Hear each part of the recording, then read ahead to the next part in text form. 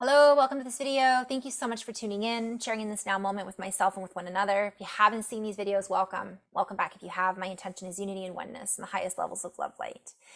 I'm not sure where I want to go with this video exactly. I'm hopefully going to do a little channeling and inflow message from the guides and a little recap about some of the videos I've done recently and the questions I've been asked in session, as well as some beautiful conversations I've had with other humans. I'll start off just by sharing the recap of what I was shown this week. A lot. This was a powerful week, you guys. We've got, let's just put it this way, full moon, Mercury retrograde, earth changes, earthquakes, fires, hurricanes, storms, lightning storms, not to mention political upheaval all over the place, social, economic changes. Shall I go on? So this goes back to everything here now all at once. Yet again, this is an ongoing theme. I will continue to say that because it will be continuing from my perspective. And that's it. There's your energy update. What I asked was, because I've been asked this a lot too, and the answer, by the way, isn't straight across the board. I'll give you the answer I got recently, and then I'll tell you the answer, the overall answer to this. Why is it that I am feeling all of this and my partner is feeling none of this? Or my family member or my coworkers. And here I am just wiped out and exhausted by all the energies. How is it possible that they're not experiencing it? The simple answer is that they did not come here to have the same experience that we did. One of the simple answers. The other simple answer is, and that's not very simple, but I'm just giving the simple overview without the explanation of what that means. Another one of the answers I get from the guides about that is well, they're here for a different purpose, which is kind of along the same lines of the same answer. Also, just because they're not experiencing it now doesn't mean they won't be experiencing it later. It just might look a little differently. Also, so in that sense, sometimes we're pre-waving what they might be experiencing later on. And it may never look like that because they might express it in a completely different way. Another answer I get is they've already been there, done that. That's not why you're here to experience it this time. They've already been there, done that. So there's a lot of reasons why to give an overall answer to that. Also, they're potentially working within a different timeline. So that's a whole other video. But what I was shown this morning in relationship to that question was the timing is important. Everything here now all at once. Here we are, some of us are feeling all of this and are just completely wiped out, tired, Kundalini on, intuition on, trouble sleeping, and our families like, I slept great last night, went for a walk on the beach, saw so-and-so, played golf. Yeah, what's going on with you? And we're just like, can't seem to get off this ride. Ironically, we've been told by a lot of us, light workers in the community, we're here to raise the frequency and we're here to raise the vibration and we're here to hold the line. Now, by the way, I'm not talking about people who are really freaking out and who don't know why they're freaking out and they're freaking out because of things going on the earth. I'm talking more about those of us that are empaths, that know we're empathic, that are working on balancing out that skill, utilizing it, turning into intuitive energy, utilizing it and working with our Kundalini. We're working, right? It's not like this is just something that got thrown on us. Many of us are like, okay, there's stuff going on. I'm aware of it. There's a lot of people that aren't aware that are freaking out. That's a whole other topic. I'm talking about the ones that are like, it's all good. I don't know what you're freaking out about. So what I was shown is if we all were feeling like that, meaning on this wild ride, Mr. Toad's wild ride and just can't seem to get off, If we all felt like that at the exact same time, what would that look like? We would lose our stability. Our reality would destabilize, is what my guides literally said. And they showed me a picture of everybody just like, freaking out. So I had a real sense of gratitude for my partner, my spouse, who tends to not feel any of this, for actually, that's part of what they came here to do. They came here to stabilize the field, which is ironic because that's what we thought we came here to do. From one perspective, we came here for a lot more than that, and so did they potentially, if we're going to look at us versus them or individuality. But that's what I was shown. So we got to stop and do a little thank you for those people who are just floating on like everything is sunshine and rainbows, and they seem unaffected by all these energies. That's what they're doing, is they are essentially holding the field so that we can integrate all the stuff that we came here to integrate, to have the experience we came here to have. They are stabilizing it. And believe it or not, they are the ones that are keeping the frequency high. Because when we're in it, and some of us are doing a good job, by the way, of still staying, integrating our emotions and feeling anger and frustration, but at the same time, not letting us bring us down. We're just like, look, I'm angry right now, but I'm processing, and I still appreciate you, and I still appreciate you. And that doesn't mean our frequency is dropped because we're feeling or experiencing the knowingness that we're in a place of anger or sadness. It isn't certainly as high necessarily as someone who is golfing and having the time of their life. But I'm just using that as an example. So really, the cool thing about that picture is it really helped me drop out of judgment around their experience and what it should look like. Or feeling, why is this happening to me? And because I do go through that from time to time. So I was just shown that picture of everybody freaking out at the same time. So this kind of gave me the answer too as to why a lot of people come and talk about ascension and they're like, yeah, we're all going to wake up at the same time. No, we're not. From my perspective, maybe from another one, we will, or we are. From another perspective, we already have in the future. So it's going to look different for everyone. And I was shown it's not going to all happen at the same time, because it can't in this reality, because it would destabilize our reality. And it's important for us to have gratitude for those who are holding the field in their own beautiful way, as frustrating as it may be. So that was one big message that I got. And the other message I got too is that some of those people are going to eventually have their own Kundalini awakening. They are going to eventually go through what we're going through. Not all of them. In fact, I was kind of shown many of them won't, because that's not what they came here to do. They came here to live life. They came here to enjoy fishing. They came here to play with their dog. They came here to be a human and have that human experience and support us by being simple. And I don't mean that in a negative way. Keep it simple, starseeds, to not overcomplicate things. So that when we have our meltdowns, somebody else is holding the line, right? I was also shown too, that's important too, because some of us are rebooting. And when we're down, when our system is down, they are the ones that step up to the plate and help us out. Okay. So I was shown that it's a timing thing, and that, so we might flip-flop at one point, and then we're pre-waving a lot of the people that will be experiencing this down the road. So we're pre-waving it, and it's timed just right.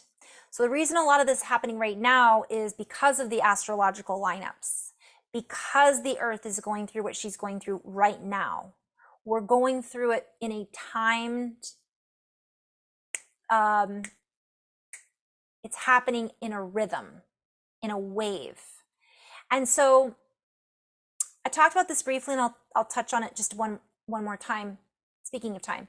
So I know time is a construct, but it is a construct of our reality. Therefore, we've made it real to us. Therefore, that's how we operate. We operate from that construct. So if we are in the process of reconstructing that, which we are, this also affects how quickly things need to play out. And that's a whole other video. But a lot of what we're witnessing playing out the way that it's playing out is because it has to play out this way, because of the timing, because it's almost like everything's being amplified. And as it turns up, we start to move through things faster. It's messier. For those of us who feel it, we're really feeling it right now. And it's important to recognize that this is what I'm hearing is temporary illusion. Not to say that what we're feeling is an illusion, it's real. What we are feeling is real to us. Okay, and it's an experience that we're having. But looking out there and seeing what's going on is a temporary illusion. All of the stuff is being turned up because all the stuff inside of us is being turned up. So everything is a match. High, low, light, dark, right? So I feel underneath a huge wave of energy and excitement and light. While simultaneously, I feel a huge wave of chaos and fear. So part of that is brought up if we're going to do us versus them to keep us from hearing the sound behind the sound. So we're hearing this loud noise.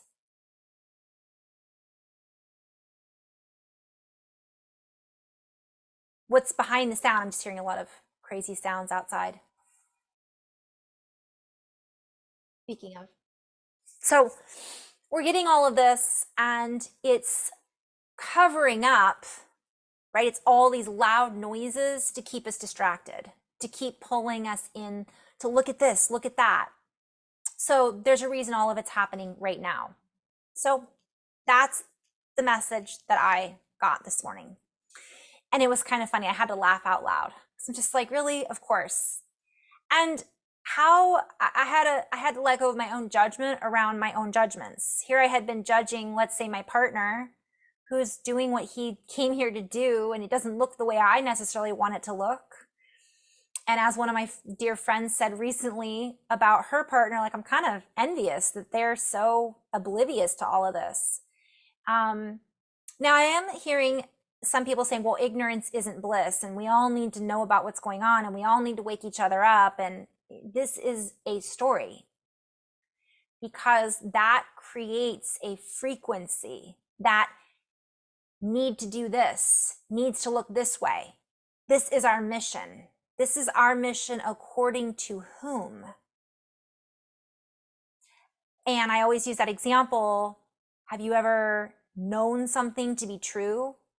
You just know it and you're passionate about it and you're going to make this happen.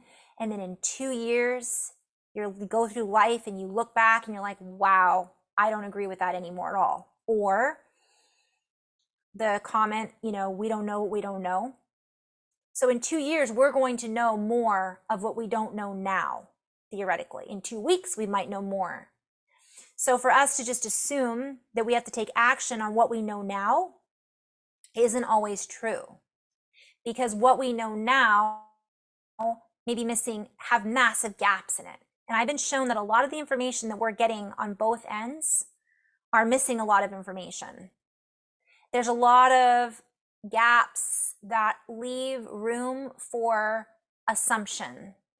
And when we have a lot of assumptions about how things are happening or the way things should be looking, and we take action on an assumption, it's not a full foundation in which to take action on. And so the other thing I'm hearing is compassion, compassionate action. If we're taking action from a place of anger or fear or anything that's a branch off of those words, we are not coming from the heart. We are not coming from a place of compassion, and therefore we are increasing the chaos or the energetic wave that is reactionary versus coming from a place of centered unification and heartfelt intention that is truly charged with that frequency. And so we're coming from a lower charge of anger or frustration, so on and so forth. It's a fine line. And thankfully, to our brothers and sisters who are holding the line of just living life, experiencing life in joy and having fun, so that those of us who did feel that our mission was to come here and dig up the truth and expose this and talk about Kundalini and get people's intuition open, it's a balance. We can't always be there. Not everybody should be there. That's not why we're here. Why do we think we have such amazing diversity on Earth?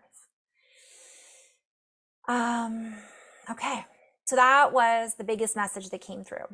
And I think actually I'm going to end it there and do some channeling in my next video. And I'll just kind of go into a little bit more around these particular topics. So just recognizing the beauty in all of our brothers and sisters in whatever it is that they are participating in, and trusting that the timing is impeccable, that it isn't, we're not in some rush. And okay, that's the other message that came through, because there is a sense of urgency, like we need to wake up now. We can't wait around anymore. That is the underlying message behind that. The sound behind the sound is we need to come from a place of love and understanding and know thyself and operate from that to be the change we want to see in the world. And in doing that, incorporating those practices in through how we communicate, how we interact with one another, how we interact with Mother Earth and humanity in general, that is going to be what wakes everyone up. Because as that happens, that's the ripple effect, and we all begin timing certain things, ahas, certain activations, certain realizations about ourselves that then change the planet, that change our relationship with the planet, that change our relationship with humanity. That's where it begins, not by pushing and trying to fit something and this needs to look this way and this needs to happen by this time. It will organically happen faster when we're not resisting and pushing and pushing, and we open to being present with one another. We really listen. We really go into our heart. That stabilizes that frequency of bliss, joy, compassion, union, peace. And then everything dissolves around that or integrates around that. All of a sudden, people have ahas they never would have had before. Have you ever, you hear the words, you get more. What about Mercury again? Being in retrograde? My communication. Let's just say, have you ever argued with someone and you're saying one thing, they're hearing something different, they get defensive because you triggered them? That's what we're all doing to each other right now. I'm not saying you're doing that or I'm doing that. I'm just saying as a collective, we're witnessing a lot of people being triggered, a lot of people overreacting, a lot of people being overly sensitive. And ultimately, that's what's pushing. That's why it needs to become more urgent. Because the more that we do that, the more urgency we feel that we have to get back to who we really are, which isn't any of those things. So if we can operate from that place, everything begins to happen more smoothly. But simultaneously, it's already happening that way because things have been timed out accordingly from another perspective or from a multidimensional perspective. Yet, that's not necessarily what we're seeing when we're in resistance, because our perspective about what's happening changes. Okay. All right, I'm going to end on that note. In love and light, I hope someone found this helpful, and namaste.